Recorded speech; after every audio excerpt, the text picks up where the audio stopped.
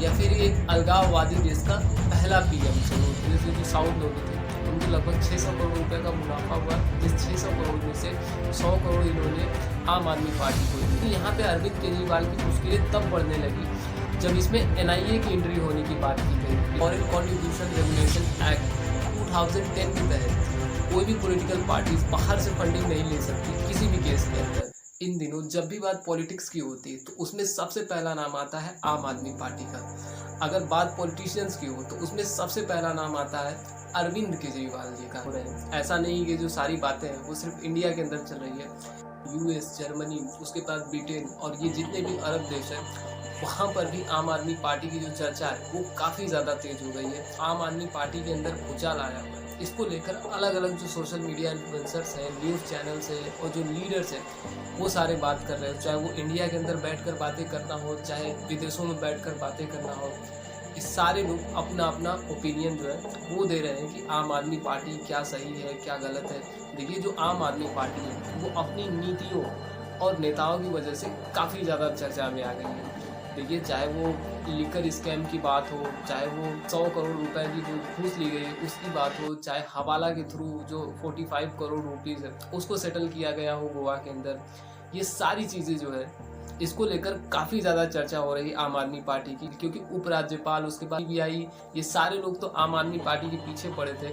अभी एक और न्यूज़ निकल कर आ रही है कि अभी आम आदमी पार्टी के पीछे एनआईए जो है वो भी पड़ने वाली है। जब भी कोई पार्टी बनती है और जब वो इलेक्शन लड़ती है उसके लिए सबसे ज़रूरी होता है पैसा, फंडिंग। पैसे या फंडिंग की कोई भी पॉलिटिकल पार्टीज है, इलेक्शन जीतना तो बहुत दूर की बात है, वो इलेक्शन लड़ भी नहीं सकती। अब ऐसा मैं क्यों कह रहा हूँ वो भी मैं बताता हूँ। देखिए इलेक्शन लड़ने के लिए सबसे पहले चीज़ तो एडवर्टाइजिंग वगैरह करनी होती है, रैलियाँ निकालनी पड़ती है। जिसमें ऐसा तो है नहीं ये कोई पॉलिटिकल पार्टी जो है कुछ बनाती है या इनकी कोई फर्म है या इनकी कोई कंपनी है कि अपना पैसा लगाती है। ये जो पैसा है ये लोग फंड रेज करते हैं और इनके जो फंड रेजिंग करने का तरीका है वो अलग अलग है।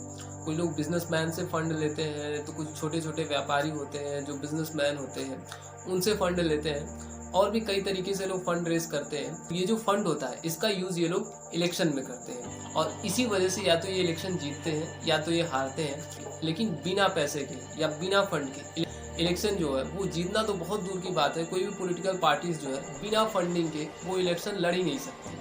अब देखिए ये सारी बातें जो मैं कर रहा हूँ आप इसमें ये भी सोचेंगे कि इन सब बातों का सेंस क्या है, क्योंकि कोई भी ऑर्गेनाइजेशन हो या फिर कंपनी हो इन पॉलिटिकल पार्टीज को फंड क्यों करेंगे, इसमें इनका क्या प्रॉफिट है।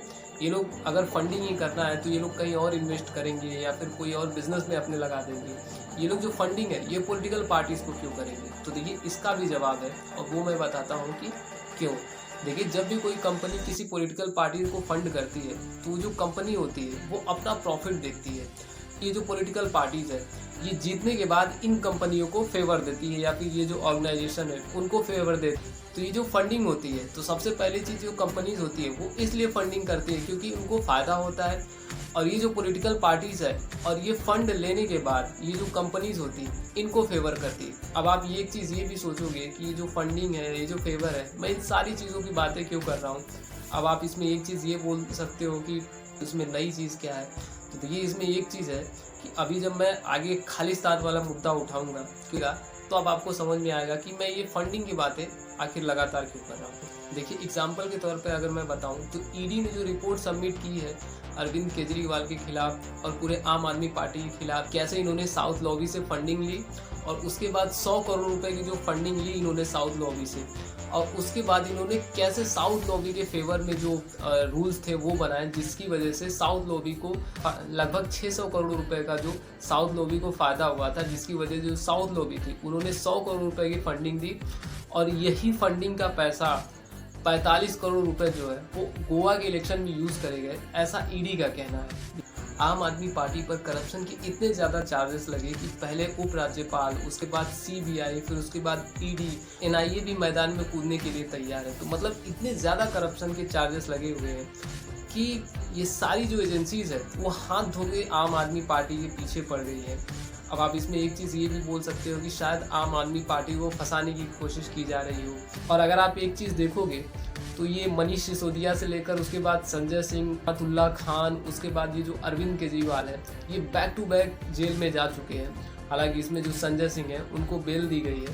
लेफ्टिनेंट गवर्नर ने ये एलिगेशंस लगा दिए कि ये जो अरविंद केजरीवाल है इन्होंने बाहर से फंडिंग ली है, यानी कि इन्होंने विदेशी जो ऑर्गेनाइजेशंस है इनसे इन्होंने फंडिंग ली है और यहाँ पे आके जो आम आदमी पार्टी है या फिर अरविंद केजरीवाल है उनकी मुश्किलें बहुत ही ज़्यादा बढ़ने वाली है।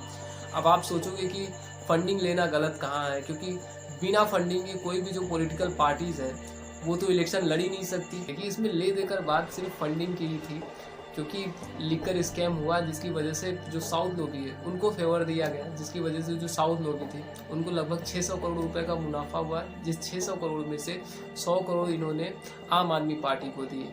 अब देखिए, फॉरेन कॉन्ट्रीब्यूशन रेगुलेशन एक्ट 2010 के तहत कोई भी पॉलिटिकल पार्टी जो है वो बाहर से फंडिंग नहीं ले सकती किसी भी केस के अंदर। और यहीं पे आके बात फंसती है अरविंद केजरीवाल के साथ, क्योंकि अरविंद केजरीवाल पे यही एलिगेशंस है कि इन्होंने बाहर से फंडिंग ली है, मिलियंस ऑफ डॉलर में ली है। और ये जो फंडिंग है ऐसा नहीं किसी एक बंदे ने दिया, ये एक ऑर्गेनाइजेशन ने दिया है। अभी हाल ही में निकल कर आ रहा है कि इसमें अरब कंट्रीज ने फंडिंग करी है, इसमें अमेरिका ने फंडिंग करी है पॉलिटिकल पार्टीज को, उसके बाद कनाडा ने फंडिंग करी है पॉलिटिकल पार्टीज को।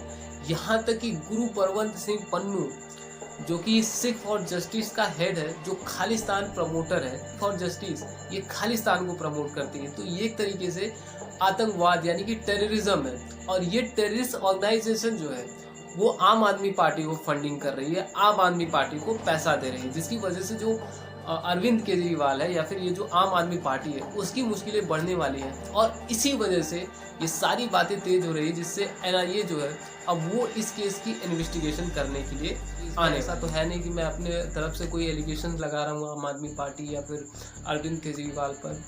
इस चीज़ की जो रिपोर्ट है वो ईडी ने ऑलरेडी कोर्ट के अंदर सबमिट कर दी है। और ये जो एलिगेशंस है या फिर किसी ऐसे पर्सन ने लगाया है जो आम आदमी पार्टी को जानने वाला है, इनफैक्ट ये जो लेफ्टिनेंट गवर्नर है इन्होंने ही इस केस में एनआईए की इन्वेस्टिगेशन के लिए आवाज़ उठाई है। तो इस केस में जो ईडी है सबसे पहले उन्होंने रिपोर्ट सबमिट कर दी है। जो भी जो रिपोर्ट है, जैसे कि फॉरेन फंडिंग जो ली गई है वो कब से कब तक ली गई है, कितना अमाउंट लिया गया है, किसने दी है, ये जो सारी रिपोर्ट है वो ईडी ने सबमिट कर दी है कोर्ट के अंदर।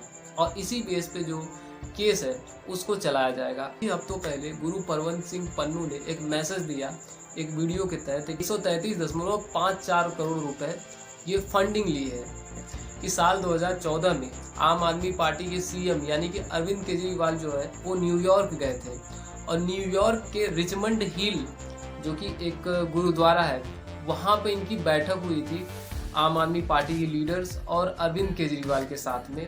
और गुरु परवंत सिंह पन्नू ने ये दावा किया था कि उस टाइम भी इनकी बैठक हुई थी और उसमें ये सारी चीज़ें डिस्कस की गई थी कि कैसे हमारा जो खालिस्तानी बंदा है जो जेल के अंदर बंद है उसको कैसे छुड़ाना है। और अब आप इसमें एक चीज़ ये भी कह सकते हो कि तो रूलिंग पार्टी की साजिश है, क्योंकि रूलिंग पार्टी इस टाइम पे पावर में है, गवर्नमेंट उसकी है और मोदी जी डिक्टेटर है, ये पहले ही पूरी तरीके से क्लियर हो चुका है। तो ये तो कुछ भी कर सकते हैं, लेकिन उन लोगों का क्या जो आम आदमी पार्टी के साथ पहले रहे थे, जिन्होंने आम आदमी पार्टी के साथ काम किया था, ये लोग पहले से ही आम आदमी पार्टी पर एलिगेशन लगा रहे हैं कि जो अरविंद केजरीवाल जी हैं वो खालिस्तानियों को सपोर्ट करते हैं, सेपरेटिस्टों को सपोर्ट करते हैं। कुमार विश्वास ने आज से 2 साल पहले ये बात कही थी कि आम आदमी पार्टी के सीएम अरविंद केजरीवाल जी जो है वो पंजाब के अंदर सेपरेटिस्टों को सपोर्ट करते हैं, इनफैक्ट वो खालिस्तानियों को सपोर्ट करते हैं। गुरु परवंत सिंह पन्नू ने ये जो फंडिंग दिलाई है आम आदमी पार्टी को, इसके बारे में ये जो कुमार विश्वास है इन्होंने पहले ही बताया था कि जो अरविंद केजरीवाल है ये फॉरेन फंडिंग लेते हैं, इनफैक्ट ये खालिस्तानियों से फंडिंग ले चुके हैं। कुमार विश्वास ने जब इस चीज़ के लिए अरविंद केजरीवाल को मना किया कि ये चीज़ गलत है, ये आपको नहीं करनी चाहिए, तो जो अरविंद केजरीवाल थे उन्होंने ये कहा कि मैं यानी कि सीएम अरविंद केजरीवाल या तो पंजाब का सीएम बनूंगा या तो अलगाववादी देश का पहला पीएम बनूंगा। एक्ट्रेस और आम आदमी पार्टी की पूर्व कार्यकर्ता गुल पनाग ने भी ये कहा था कि आम आदमी पार्टी की जो सीएम अरविंद केजरीवाल है वो खालिस्तानियों को सपोर्ट करते हैं, पंजाब में सेपरेटिस्टों को सपोर्ट करते हैं। कि यही सारी बातें लेकर आम आदमी पार्टी और अरविंद केजरीवाल पे चर्चाएं काफ़ी ज़्यादा तेज हो गई है। पहले तो आम आदमी पार्टी के लिए ईडी, सीबीआई, उसके बाद लेफ्टिनेंट गवर्नर, उपराज्यपाल ये हाथ धो के पीछे पड़े ही थे, लेकिन आम आदमी पार्टी पर अभी हालिया में न्यूज़ निकल कर आई है कि आम आदमी पार्टी ने सिर्फ गुरु परवंत सिंह पन्नू से यानी खालिस्तानियों से ही पैसे नहीं लिए, इन्होंने अमेरिका, उसके बाद कनाडा, उसके बाद अरब देश जो है उनसे भी फंडिंग ली है, जिसकी वजह से जो NIA है उसकी बात होने लगी है कि अब इस केस की जो इन्वेस्टिगेशन है वो NIA करेगी। तो देखिए इससे होगा क्या कि पहली चीज़ तो अगर ये प्रूफ हो जाती है कि जो आम आदमी पार्टी है इन्होंने बाहर से फंडिंग ली है, तो इनके ऊपर देशद्रोह का मुकदमा चल सकता है।